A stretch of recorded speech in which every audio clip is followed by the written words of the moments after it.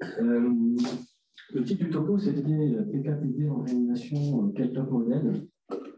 Et au final, je me suis rendu compte que ce n'était pas le top modèle qu'il fallait chercher, mais le meilleur modèle. Le top modèle, je pense, c'était une illusion. Et je ne vais pas venir vous vendre du rêve comme l'application Waze qui va vous dire quel chemin prendre pour arriver le plus vite là où vous souhaitez arriver. Donc là, déjà pas mal abordé la question de la PKPD, donc il y aura quelques redites, mais finalement, c'est pas si mal, parce que c'est quand même une discipline qui n'est pas connue de tous. J'ai un petit conflit d'intérêt avec Baxter qui est assez éloigné d'intervention, mais je le signale. Bon, la base, vous la connaissez, hein, PKPD, c'est décrire le devenir du médicament et l'effet du médicament en fonction du temps. La particularité de nos patients de réanimation, c'est que ce n'est pas des sujets simples, évidemment, c'est que ce sont des sujets qui ne se ressemblent pas et qu'il y a une maladie. Et cette maladie-là, la maladie, le motif d'admission ou la maladie qu'ils vont développer pendant leur séjour va impacter. C'est de la pharmacocinétique, la pharmacodynamique. Alors, c'est une représentation compartimentale que moi, elle me plaît bien parce qu'elle m'explique les choses, comment le médicament va circuler dans le corps. Alors, c'est assez sommaire, évidemment. Il y a une administration en réanimation, le plus souvent, c'est l'administration intraveineuse, donc on va court-circuiter le phénomène d'absorption, bien qu'il y ait des médicaments qui sont donnés parfois sous-cutanés, donc il y a ce phénomène d'absorption qu'il faut prendre en compte. Et il y a ce phénomène de distribution qui est un phénomène en fait immédiat. La distribution, elle est le plus souvent en réalité multi-compartimentale. Le modèle monocompartimental, ça c'est des modèles mathématiques, mais en réalité, il n'y a pas de médicaments qui ne restent que dans le secteur vasculaire. Tous les médicaments finissent par traverser les barrières. Alors certains sont connus pour aller dans plein d'endroits, d'autres moins, mais en réalité, l'existence de compartimentalité, ce n'est pas une fiction, ça existe. En réanimation, donc, ce phénomène de distribution, on va voir, il va être altéré. Après, il y a l'étape du métabolisme, il y a l'étape de l'élimination. Il faut savoir que ces phases-là commencent en même temps que la distribution. Dès que le médicament circule dans l'organisme, il commence à être éliminé.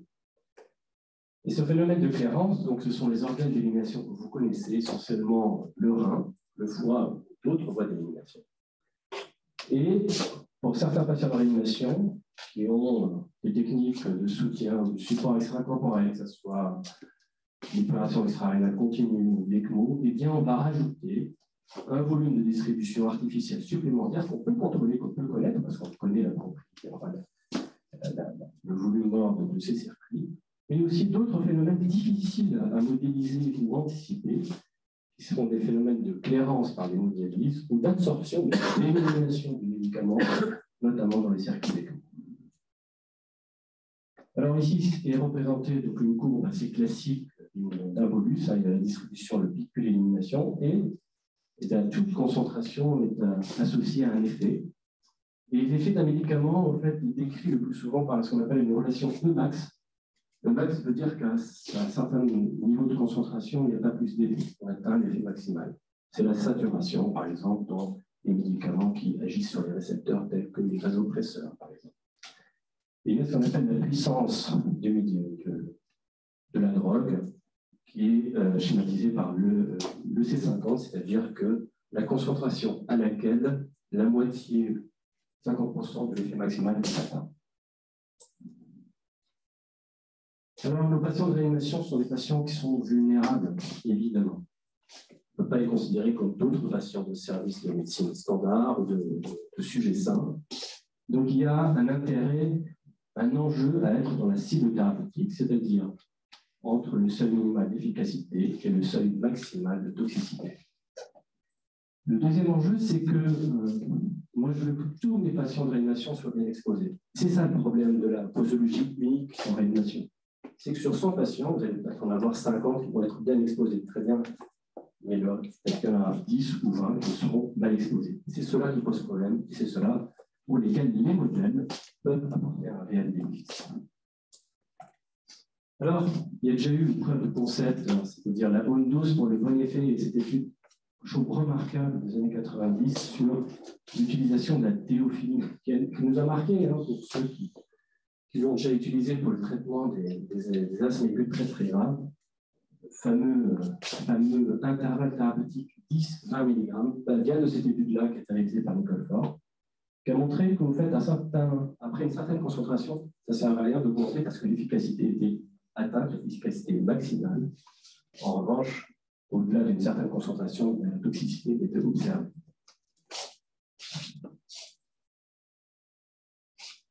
La variabilité, c'est une définition, c'est un concept, il n'y a pas à le démontrer. On est tous différents, donc avoir la même dose n'a pas de sens en réalité. On utilise donc une représentation de courbes de concentration qui sont extrêmement différentes d'un individu à l'autre lorsqu'ils reçoivent la même posologie. Ici, j'ai fait une illustration de patients en état de choc avec 3 patients différents. C'est une fiction avec des pressions artérielles moyennes. Ils sont en choc. La diminution de la pression artérielle est différente entre les patients. L'administration de la noradrénaline va avoir des effets différents selon les patients. Donc, cette variabilité, elle peut poser problème quand les patients ne sont pas à la bonne concentration et n'ont pas le bon effet. Voilà une illustration de la variabilité en termes de concentration. La belle study des Australiens qui montre qu'en fait, que lorsqu'on utilise un certain nombre d'anti-infectieux administrés à une posologie unitaire, vous avez des variations de concentration jusqu'à 200. Et cet exemple de céphalotaxine dans le service pour vous montrer que les patients qui reçoivent une forte dose de céphalotaxine peuvent avoir des concentrations inférieures des patients qui reçoivent une faible dose. Alors, d'où vient cette variabilité? Eh bien, elle est expliquée par des facteurs intrinsèques, c'est-à-dire constitutionnels, anthropométriques. Et je veux dire un mot sur l'allométrie. L'allométrie, c'est une loi qui décrit un phénomène biologique qui est suivant, c'est-à-dire que la croissance des organes n'est pas proportionnelle à la croissance de l'organisme. Je vous donne un exemple. Par exemple, si on veut décrire l'évolution du débit cardiaque avec le poids ou avec la taille, eh bien, c'est une évolution à la puissance 3/4. Et ça vaut également pour les organes qui vont épurer le médicament, tels que le foie ou le rein. Si un enfant pèse 10 kg, il a une clairance à 5. Par rapport à un enfant qui fait 20 kg, sa clairance ne sera pas à 10, elle sera à 12.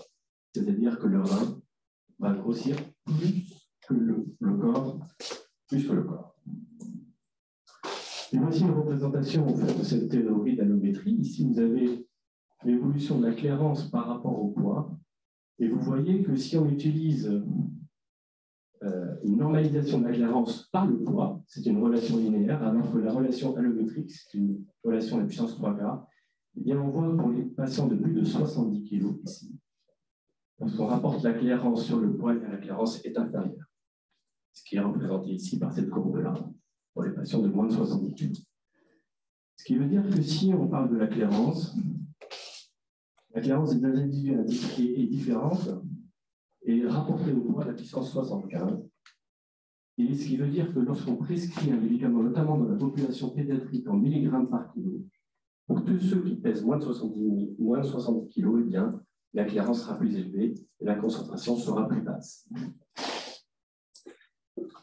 Deuxième phénomène intéressant, c'est le phénomène de maturation. Ça concerne les enfants, notamment pour le rein, que ce soit dans la fonction glomérulaire ou tubulaire. Eh bien, cette maturation n'est pas linéaire, ce qui pose problème. Ça veut dire quoi? Ça veut dire que le clinicien ne va pas pouvoir lui-même prédire l'élimination de ce phénomène de maturation, il ne va pas pouvoir ajuster tout seul la posologie en fonction de l'âge, par exemple. Ces deux phénomènes importants liés au développement qui sont anthropométriques, il y a des phénomènes spécifiques liés à l'alimentation que vous connaissez très très bien, qui vont impacter donc, ces paramètres pharmacocinétiques qui sont la distribution et l'élimination, avec notamment ces variations des débits régionaux qui vont impacter par exemple le débit de filtration glomérulaire, les phénomènes d'inflammation systémique et un remplissage qui vont impacter donc, la distribution, les phénomènes d'absorption avec les techniques d'épuration extra-rénale de ECMO par exemple, et les altérations de la fixation de produits. À ces altérations pharmacocinétiques s'ajoutent des altérations pharmacodynamiques. Car les patients en fait, peuvent observer une une variation de la réponse immunitaire, par exemple, une variabilité également au niveau de la réceptologie et des phénomènes de compétition entre les drogues pour les récepteurs notamment. Donc, on peut être dans une situation de moins d'efficacité et de risque de plus de toxicité. J'ai parlé de l'augmentation du débit régional, notamment au niveau rénal, sous l'effet des vasopresseurs. Et c'est ce qu'on appelle le phénomène d'augmentation de la fonction rénale ou d'hyperclérance. Ici, c'est une représentation en fait, d'évolution des concentrations en fonction du DFG. Vous voyez très très bien, plus le DFG est élevé, plus les concentrations sont basses. Et on observe ce même phénomène ici pour la bronchodilatation. Alors, comment estimer la fonction rénale en réanimation? C'est un vrai problème. Le chiffre de créatinine ne suffit pas pour estimer un DFG, car la demi-vie de la créatinine, c'est à peu près 12 heures. Et donc, il se passe 12 heures entre le moment où l'enfant, ou le patient, pardon, a une réelle insuffisance rénale et l'élévation de la créatinine. Donc, cette étude-là, pour vous montrer qu'en fait, les différentes formules qui sont utilisées pour estimer le DFG, et qu'il y a une grande variabilité entre les formules. Donc, quelle est la vraie fonction rénale de vos patients en réanimation? On n'a pas de réponse. Aujourd'hui, on utilise tout souvent la formule U sur P, qui permet d'apprécier au mieux la fonction rénale. Il y a un autre phénomène, c'est le phénomène de variabilité intra-individuelle, qui est un phénomène spécifique aux patients de réanimation. Ici, vous avez une illustration très très simple de variation d'anti-10A chez un patient, de variation du débit de filtration glomérulaire en fonction du temps, mais aussi un phénomène peut-être plus spécifique pour les enfants, l'augmentation du poids pendant les séjours entre le moment où le patient arrive et le patient reçoit un anti-infectieux, par exemple. Alors, pour compléter l'intervention de tout à l'heure, l'augmentation du poids pour la distribution va évidemment impacter plus les médicaments hydrophiles que lipophiles. Donc, c'est à prendre en compte pour les médicaments hydrophiles. Alors, face à tous ces problèmes, qu'est-ce qu'on peut faire pour améliorer l'exposition? Sachant que le problème, c'est qu'avec une posologie conventionnelle, il y a deux incertitudes. La première, c'est qu'on ne peut pas prédire l'exposition. Ça, c'est l'intelligence humaine ne peut pas le prédire. Et qu'il y a un risque d'une exposition inadéquate. En raison de la variabilité liée à la population, liée aux soins, enfin, l'état critique du patient et l'utilisation de circuits extracorporels. Les solutions, soit on fait de l'empirique. Le patient pisse moins, je vais réduire la dose par 2. Ça peut marcher, mais peut-être pas pour tout le monde. Le suivi thérapeutique pharmacologique, oui, avec ou sans adaptation bayésienne, parce qu'on peut faire également un ajustement empirique. Et enfin, la mobilisation des KPD pour optimiser pour chacun, en fait, pour tous les patients. Alors, la modélisation, l'objectif, c'est de rendre la concentration ou l'effet prévisible, prédictible, c'est-à-dire qu'on peut le prédire, et d'exposer pas seulement quelques patients, mais tous les patients correctement aux médicaments. Alors, les objectifs, je dirais plutôt pharmacométriques de la modélisation, c'est déjà estimer les paramètres pharmacocinétiques et pharmacodynamiques, et aussi, ce qui est important, estimer la variabilité entre les individus et chez le même individu. Pour pouvoir prédire les concentrations et les effets en fonction d'une posologie, et donc simuler des schémas posologiques en fonction de l'objectif que le clinicien, lui, détermine. Il y a globalement deux méthodes. Il y a la pharmacocinétique de population et la PPPK, donc la pharmacocinétique basée sur la physiologie. On va un peu détailler. Alors, qu'est-ce que la PK-POP? La PK-POP, c'est adapté à la réanimation parce que c'est différent de la pharmacocinétique classique. Vous savez, vous avez 15 patients, et chez ces patients-là, vous faites 30 mesures et vous allez décrire une pharmacocinétique moyenne et une variabilité. Là, c'est peu de patients, beaucoup de patients, plus de 20, avec peu de prélèvements par patient.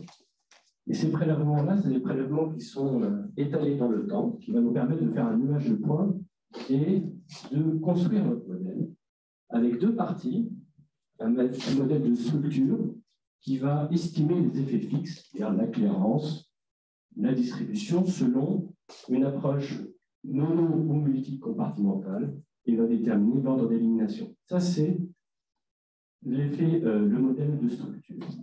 Associé à ce modèle de structure, c'est le modèle d'erreur, c'est le modèle de variabilité entre les individus, c'est BSV, Between Subject Variability, et le modèle d'erreur, ce sont les effets aléatoires. Donc, le logiciel va estimer, quantifier ces effets aléatoires, et au fait, il va déterminer donc, cette variabilité entre un individu et la valeur moyenne, par exemple, de la clairance. Et pour ce qui est de la variabilité intra-individuelle, c'est l'écart entre la concentration prédite par le modèle et la concentration observée. L'identification et l'intégration des covariables, ces fameuses covariables, le poids, l'âge, la fonction rénale, je sais pas, la prise de poids, les œdèmes par exemple, ou des marqueurs de gravité liés à l'aliénation, a pour objectif de réduire ces effets aléatoires pour optimiser le modèle. Et là, on va aboutir au modèle final. Voilà le modèle final. Vous avez ici cette courbe moyenne de population qui décrit une concentration. Vous avez l'individu avec sa courbe. L'écart entre cette courbe-là et celle-là, ça décrit la variabilité interindividuelle. Et l'écart entre cette courbe de prédiction et la valeur observée de ce patient, c'est l'erreur résiduelle. Cette modélisation n'est possible que si, évidemment, vous avez une population d'intérêt que vous avez définie. Si vous faites donc, des mesures de concentration, l'utilisation de logiciels avec un système de validation interne et externe qui est virtuel, c'est-à-dire qu'on n'utilise pas de vrais patients. Ensuite, évidemment, l'objectif, c'est d'utiliser ces modèles dans la vraie vie pour la valider sur un plan non seulement pharmacologique, c'est-à-dire je vais obtenir les concentrations que le modèle prédit, mais également en termes cliniques avec l'amélioration de la prise en charge de mes patients. Deuxième méthode, c'est la pharmacocinétique basée sur la physiologie, PPPK. Alors, c'est un peu différent, c'est-à-dire que là, c'est nous, c'est le pharmacologue qui va décider, qui va écrire le modèle. Il va prendre en considération donc, les propriétés de la molécule, de la drogue, et les caractéristiques de la population, et au fait, il va découper l'organisme en plusieurs compartiments, et le chemin ou le devenir du médicament dans tous ces compartiments est décrit par des équations différentielles que je ne vais pas détailler ici. Alors, c'est intéressant, la PPPK pour l'animation, parce que finalement, une fois qu'on a créé un modèle de base, et je vais vous le décrire tout de suite ici, c'est-à-dire, par exemple, un modèle PPPK chez les adultes sains, on va valider ce modèle avec des vrais patients, à peu près 10 ou 15 patients, en estimant qu'il y a une erreur à peu près de 1 ou de rapport 1 à 2. Une fois qu'on a construit ce modèle, on va pouvoir, pour certaines populations, notamment pour les populations de réanimation, ajuster et modifier ces fameuses équations différentielles qui peuvent être altérées par les situations de réanimation. Par exemple, j'augmente mon débit de filtration glomérulaire ou j'augmente mon débit sanguin rénal et je l'implémente dans le modèle et je construis un nouveau modèle PPPK chez les patients de réanimation adultes avec ECMO par exemple, et on peut évidemment faire la même chose pour les enfants. Alors j'ai parlé du PPPK et la dialyse et l'ECMO, c'est intéressant parce qu'on peut modéliser l'effet de la dialyse ou de l'ECMO sur le médicament. Ici, c'est ce qu'on fait un peu dans le service. Ici, c'est un patient virtuel, c'est une poche. Et donc, on injecte les médicaments et on voit comment les médicaments, par exemple, étaient absorbés. Exemple de l'amicacine, où on voit qu'en fait, il y a une quantité non négligeable d'amicacine qui est absorbée, qu'elle est absorbée de manière, enfin, très rapidement au début, que ce phénomène s'estompe en fonction du temps. Et avec ces manipulations-là, on peut décrire le devenir du médicament dans un circuit extracorporel qu'on peut implémenter secondairement dans un modèle PPPK complexe. Alors, une fois qu'on a créé des modèles, c'est le retour au patient qui est intéressant. Voilà deux exemples, l'exemple de la piperacine et l'exemple de la céphalosporine. C'est des études qu'on a fait dans le service. On a créé un modèle ici qui décrit la clairance et le volume. Et vous voyez bien que le poids et le débit de filtration glomérulaire sont des covariables d'intérêt pour la clairance. Et ici, le poids et le score de Bellot, qui est un score de gravité. On fait le modèle et ensuite, on demande au modèle de nous donner un schéma posologique, par exemple pour la piperacine, en fonction de la CNI. Et là, il nous montre que seule la perfusion continue permet d'exposer tous les patients, quelle que soit la CNI du gérant. Autre application, céphalosporine, c'est à peu près les mêmes covariables. Ça, c'est juste pour vous illustrer ce qu'on fait maintenant dans le service. Ce sont des enfants, en fonction du poids, en fonction du DFG, mais également en fonction de la CMI. Voici les schémas posologiques que peut proposer le modèle et on l'utilise en parcours. Alors, les bêta-lactamines, on a parlé de la perfusion continue. Est-ce que c'est safe d'utiliser la perfusion continue selon le modèle? On a fait une étude ici, regardez juste cette partie de l'histogramme. C'est en bleu, c'est les perfusions continues, et en jaune, plutôt orange, c'est les perfusions discontinues. Eh bien, la perfusion continue permettait une meilleure exposition aux 3 bêta-lactamines. En revanche, observez bien qu'il y avait un risque de surexposition, bien que non significatif pour les perfusions continues.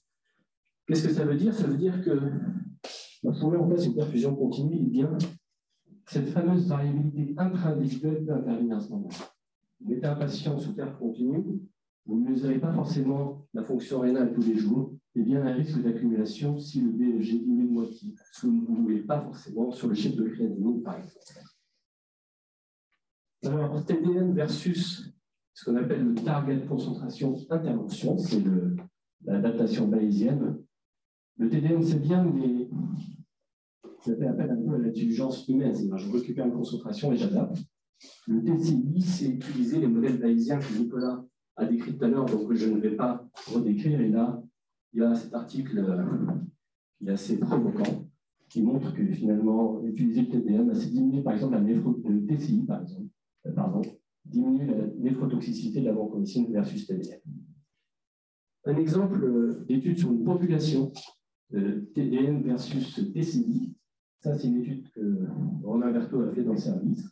100 patients, vancomycine, ajustement selon le modèle dès la 6e heure, versus ajustement selon le médecin à la 24e heure, avec comme critère de jugement l'exposition. Le résultat est sans appel. Le groupe bayésien, en fait, avait une meilleure exposition. Et surtout, pas de surexposition ici selon cette étude. Versus le groupe contrôle, vous voyez qu'un certain nombre de patients étaient encore sous-exposés à la 24e heure. Voilà une démonstration quasiment quand même que le modèle là fait mieux que le clinicien pour adapter la vancomycine des premières 24 heures. Voilà, je ne reviens pas sur la méthodologie de ce qu'on appelle l'ajustement bayésien, on prend en compte les caractéristiques de la molécule, le modèle moyen pharmacocinétique et les caractéristiques du patient pour décrire la courbe individuelle. Et ensuite, c'est la prédiction de la résiduelle, par exemple, ici, en fonction d'une concentration qui n'est pas forcément la résiduelle. Nous aussi, dans le service, on a des logiciels que Déborah, ici, nous utilise pour ajuster, par exemple, la dose de méropenem, ici. Cette posologie-là n'était pas adaptée pour la CMI, et bien le logiciel nous propose, par exemple, ici, d'allonger la durée de perfusion. Alors, on a parlé de TDMX, évidemment, c'est un service libre, donc je l'ai pris pour vous montrer à quoi ça ressemblait. Donc, vous entrez les caractéristiques du patient et la fonction rénale. Les choses intéressantes aussi, vous rentrez la CMI. Donc, vous renseignez la cible, notamment par exemple la CMI bactérie, et pour montrer qu'en fonction de la cible que vous, clinicien, vous allez définir, eh bien, le modèle va vous suggérer des posologies et des régimes de perfusion qui vont être différents. Par exemple, si vous considérez que pour être dans la cible, il suffit que la concentration d'antibiotiques soit supérieure à la CMI seulement 50% du cas, eh bien, une perfusion discontinue comme une perfusion continue permet une bonne exposition, alors que si vous augmentez le seuil à 100% du temps, eh bien, seule la perfusion continue permet l'exposition de tous les patients, ici par exemple. J'en ai bientôt fini. On a beaucoup parlé de concentration, mais il y a aussi des études sur contrôler la posologie en fonction de l'effet. En réanimation, il y a des médicaments pour lesquels on n'a pas besoin de mesurer la concentration pour adapter la posologie. Exemple, les vasopresseurs. Je prescris mon vasopresseur, je regarde la pression artérielle et je modifie mon débit de perfusion. Ici, c'est une étude de Kremlin-Bicêtre en péropératoire sur l'utilisation d'un logiciel, ce qu'on appelle des boucles d'autocontrôle, qui va adapter le débit de perfusion de la noradrénaline pendant une intervention chirurgicale en fonction de cibles de pression artérielle moyenne, mais également de volume d'éjection systolique. Et au fait, c'est intéressant, donc, dans le groupe assisté par ordinateur ou par modèle, vous voyez que déjà, la dose de la noradrénaline était plus basse, évidemment au prix d'un nombre de modifications astronomiques que, évidemment, nous-mêmes, on ne peut pas faire, avec un pourcentage, un nombre d'hypotension plus faible et un nombre de lactate plus faible. Donc, manifestement, sur les valeurs cliniques, les données cliniques, eh bien, l'ordinateur fait mieux que le cerveau humain. Et lorsqu'on regarde ici, donc en gros, c'est les valeurs contrôlées par l'ordinateur. Ici, c'est l'intervention humaine. On voit très bien que la pression artérielle est bien plus contrôlée par ce système de contrôle versus, je vais dire, la prise en charge en plus. Un autre exemple que je ne vais pas détailler parce que je n'ai pas beaucoup de temps, ça c'est l'utilisation également de boucles, de seringues intelligentes sur la perfusion du rémifentanil et du propofol avec un objectif de démontrer que non seulement les patients étaient mieux sédatés pendant l'intervention, ce qui est le cas, mais qu'aussi, en post-opératoire, qu'ils aient moins d'effets indésirables. Et là, malgré une tendance, en tout cas, ce n'est pas significatif. Pour finir, le modèle idéal n'existe pas. Il y a des bons modèles, mais il y a des clés pour avoir un bon modèle. La première chose, c'est bien reconnaître le contexte. C'est l'interaction entre, je dirais, trois disciplines. La discipline clinique, la discipline de dosage de pharmacologie, et également des pharmacométriciens, donc, qui ont une expertise dans l'ajustement bayésien, l'utilisation des modèles. On peut, avant de faire un dosage ou une mesure de concentration, modéliser une première dose, donc en utilisant les modèles, mais également, comme je vous ai dit, le contexte clinique, un peu de connaissance aussi. Se poser la question si cette dose modélisée est bonne, donc réaliser si on peut un suivi thérapeutique très précoce pour faire un ajustement bayésien. Voilà, donc le top modèle n'existe pas. Il y a des modèles qui sont utiles, mais certains sont potentiellement dangereux. Je vous remercie de votre attention.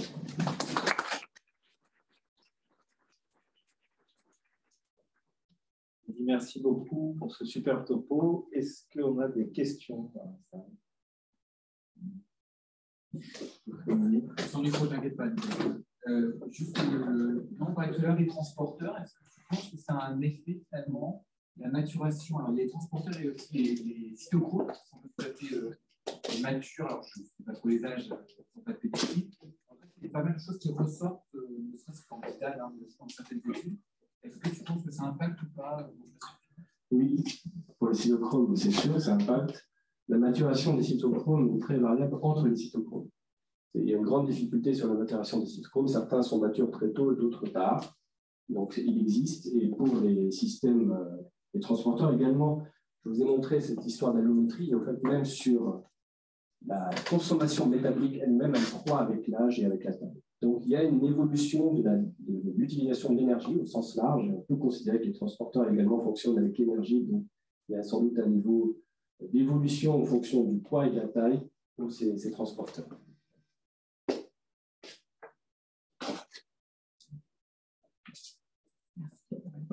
J'avais une question par rapport au modèle de PKPOP que vous utilisez dans votre service. Est-ce que ces modèles intègrent ce qu'on appelle la variabilité interoccasion, qui est quand même importante, surtout dans une population de réanimation, qui dit que ça peut rendre moins pertinent le modèle, une leçon d'utilisation. La deuxième chose, c'est en raison du fait que dans la pratique hospitalière, on n'a souvent qu'un seul prélèvement. Comment est-ce que vous faites pour minimiser la problématique de shrinkage? Alors, le shrinkage est souvent élevé dans les modèles PKPOP de réanimation. C'est compliqué d'avoir un niveau de shrinkage vraiment très très bas parce qu'effectivement, cette énorme variabilité intra-individuelle. Pour répondre à votre première question, en fait, on intègre cette variabilité intra-individuelle dans l'ajustement bayésien. La première dose, on prend en compte la variabilité interindividuelle, parce que le modèle nous dit, voilà. Et quand on fait du suivi thérapeutique, on intègre la mesure de concentration et on intègre le jour où on doit adapter la nouvelle fonction rénale, si je puis dire. parce que beaucoup de nos modèles intègrent la fonction rénale dans l'adaptation, dans l'estimation de la clairance.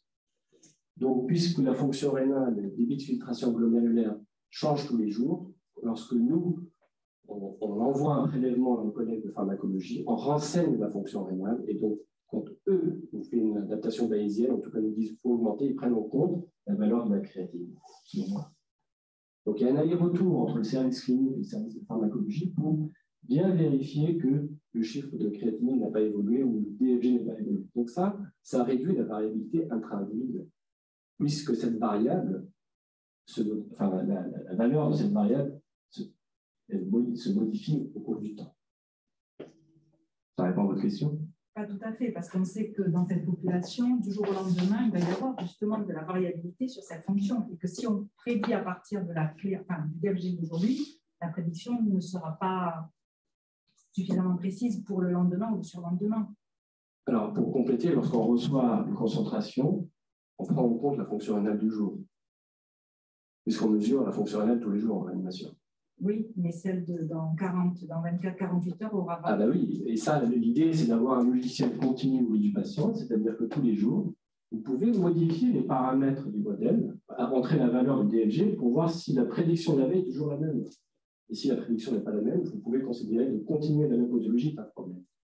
Donc on peut intégrer, puisqu'on peut à loisir, modifier la valeur de la variable fonction rénale de ce patient.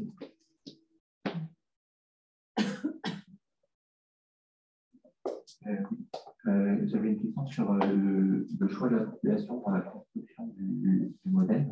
Et notamment, vous avez bien dit, c'est la variabilité entre les patients. Et sur un certain nombre de paramètres, mais ces paramètres peuvent être extrêmement nombreux.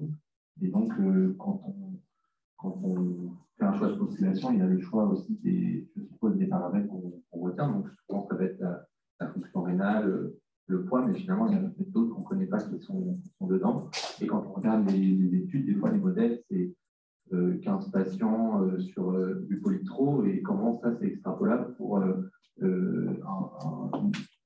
Covid ou quelque chose comme ça. Et donc, comment vous avez fait dans la construction du modèle pour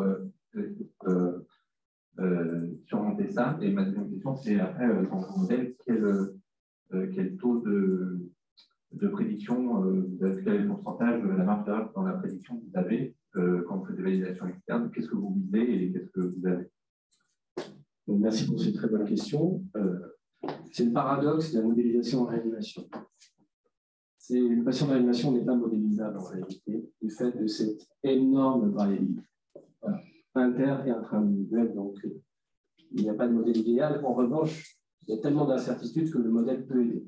Donc, c'est un peu le paradoxe, mais il faut s'aider du modèle. C'est complémentaire avec notre intuition aussi. Il ne faut jamais négliger l'intuition du clinicien. Donc, ce n'est pas extrapolable. Il ne faut pas extrapoler des modèles de population qui n'ont rien à voir avec votre patient, même si la modélisation, c'est de prédire les choses en fonction des variables. Il ne faut pas le faire, parce que là, on risque l'erreur. Et pour l'incertitude et l'erreur résiduelle, c'est une vraie question, c'est un choix clinicien. C'est de dire, est-ce que moi, j'accepte pour ce patient 30% d'incertitude ou non, je ne peux pas accepter 30% parce qu'il est trop grave. La question, donc, elle est clinique au final. On peut estimer que pour des patients, se tromper à 30%, ce n'est pas très grave. Et d'autres, c'est très grave.